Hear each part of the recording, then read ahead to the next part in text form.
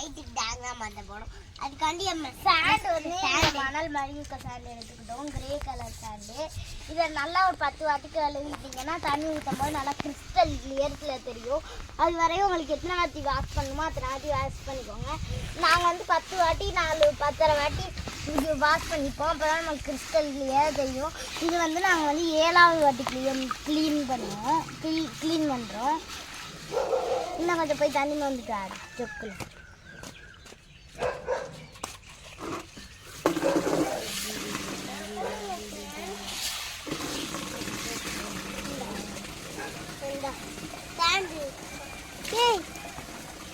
Sand கடையாம எடுக்கிறோம்,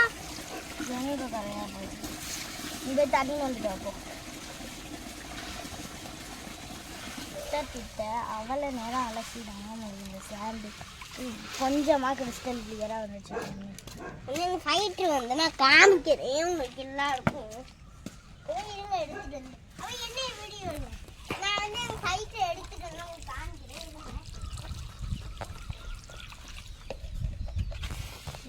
இதுக்குள்ள மவுலியாக போட்டுறாரு. நல்லா கிறிஸ்டல் இது வேலை வந்துட்டிங்கன்னா இது அளவு போதும்னு நினைக்காதீங்க. இந்த மாதிரி அளவு இந்த மாதிரி கல் தெரிஞ்சாலும் கீழே இன்னும் ஒரு 2 வாட்டி அலசுங்க. அப்போ தான் நம்மளுக்கு அதில் உள்ள இன்னும் கொஞ்சம் பாக்டீரியாஸ் போகும். ஏன்னா இன்னுமே கொஞ்சம் மங்கலாக தான் இருக்கும் பார்க்க.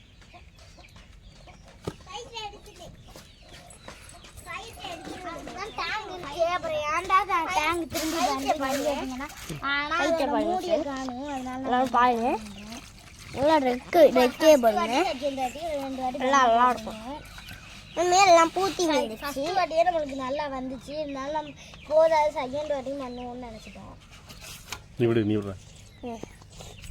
கீழே போட்டுறாதீங்க மீன் பிடிச்சிக்க. நீ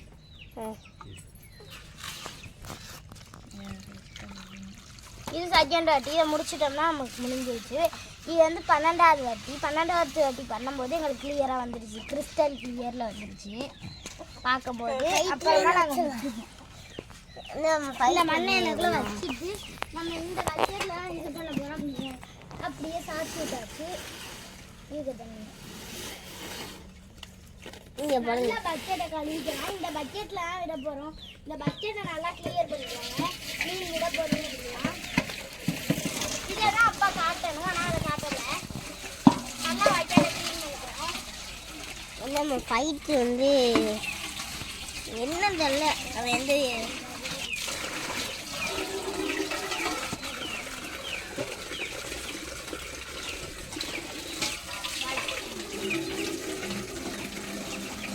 ஃபுல்லாக திறந்து விடுங்க.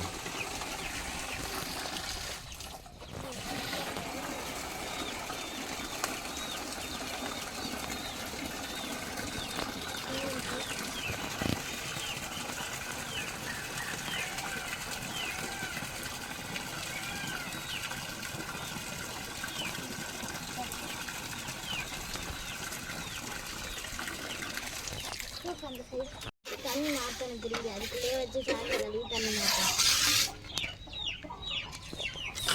வயிற்று யாரு மாதிரி திரும்பி இது பண்ணணும்னு சொல்லிக்கிட்டு இருக்கேன். திரும்பி வந்து கலங்கி போச்சு தண்ணியை. நல்லா திரும்பி ஊற்றிட்டு சாண்ட் இதுக்குள்ளே இருக்கட்டும், திரும்பி தண்ணி குடிப்போம்.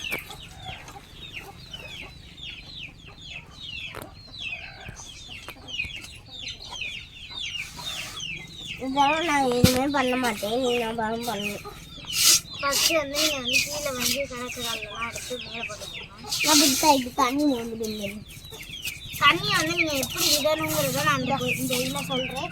கலங்காமல் ஃபஸ்ட்டு உங்கள் கையை வச்சுக்கோங்க, அது வழியாக விடுங்க. கல்லில் அடித்து தான் அது வந்து கலர் மாறாது. இப்படி விட்டிங்கன்னா கலர் மாறாது. என்ன பண்ணாது கீழே ஒரு பேப்பர் வச்சுட்டு விடுவாங்க. பார்த்துருக்கியா செல்லாம்? பார்த்துருக்கேன். அப்படிதான் இதை வச்சுட்டு விடுவாங்கடா. இதுவே அழுக்காக தான் கழுவிடுவேன்.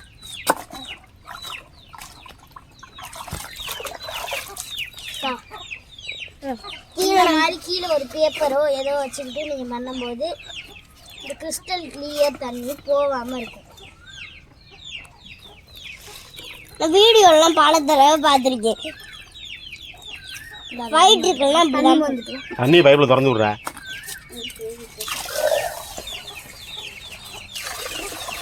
இந்த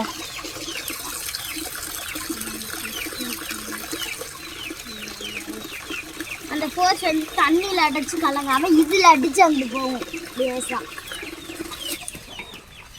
அது கீழே இருக்கு தண்ணி அதில் மோந்துட்டு வந்தா அப்புறம் அது முன்னே இன்னமும் கட்டி வைக்கிறது தானே போகுது. கீழே இருக்க தண்ணி மோந்து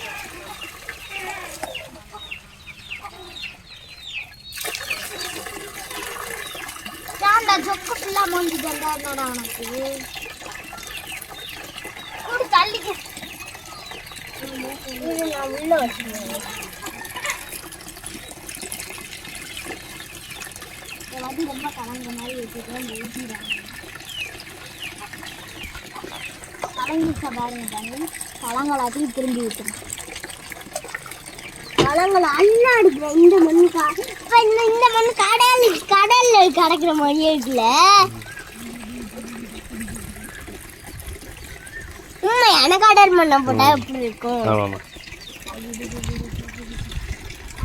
ஓகே ஃப்ரெண்ட்ஸ், இதை எடுத்தாச்சு. இப்போ நம்மளுக்கு கிறிஸ்டல் கிளியராக கிடைக்கும் தண்ணி. விடக்கூடாது விட்டுறாத. இதுக்குள்ள பிளான்ட் எல்லாம் செட் பண்ணதுக்கப்புறம் விடுவோம். பிளான்ட் ஏதாச்சும் எடுத்துக்கலாம். பிளான்டாடா பிளான்லாம் இதே எடுத்துக்கிட்டு நல்லா இருக்கும். எடுத்துக்கலாம். அப்புறமா மேலே கிடக்கிற தூசி எல்லாம் வேடோட வந்துடுச்சு. இதை அதை கையிலே வச்சுக்கோ. இன்னும் நான் பூ பண்ணிச்சுக்கோங்க. மேலே கிடக்கிற தூசியெல்லாம் இந்த மாதிரி உங்கள் மீன் எடுக்கிற இதுலேயே தூசியெல்லாம் எடுத்திங்கன்னா அவ்வளோ அழுக்கு வரும். ஃபுல்லாமே எடுத்துருங்க. நம்ம வந்து நோய் வரும் இந்த இதனால நிறைய மீன்களுக்கு. இப்படியே வந்து இப்படியே கொண்டுக்கிட்டு போனீங்கன்னா ரவுண்டாக அப்படியே அழுக்கு தெரியும். பாருங்க எவ்வளோ அழுக்கு வந்துச்சுருக்குன்னு அதில்.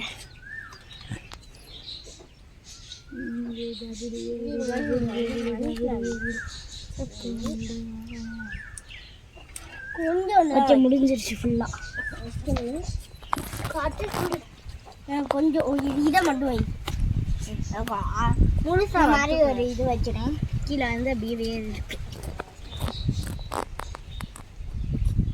மண்ணுக்குள்ளே வைக்கும்போது பார்த்து வைங்க, அப்படியே கிளஞ்சிக்காம நல்லா இருக்கும் பார்க்க. இல்லைங்க நான் இன்னும் கொஞ்சம் எடுத்துக்கிறேன். ஃபைட்லாம் தட்டி விட்டுறதுல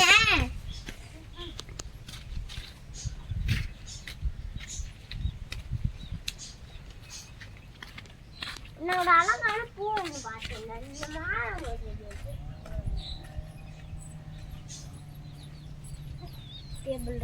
டேபிள் ட்ரெஸ் தான் வைக்க போகிறேன். உள்ளக்க டேபிள் ட்ரெஸ் தான் உள்ளக்க வைக்க போகிறேன்.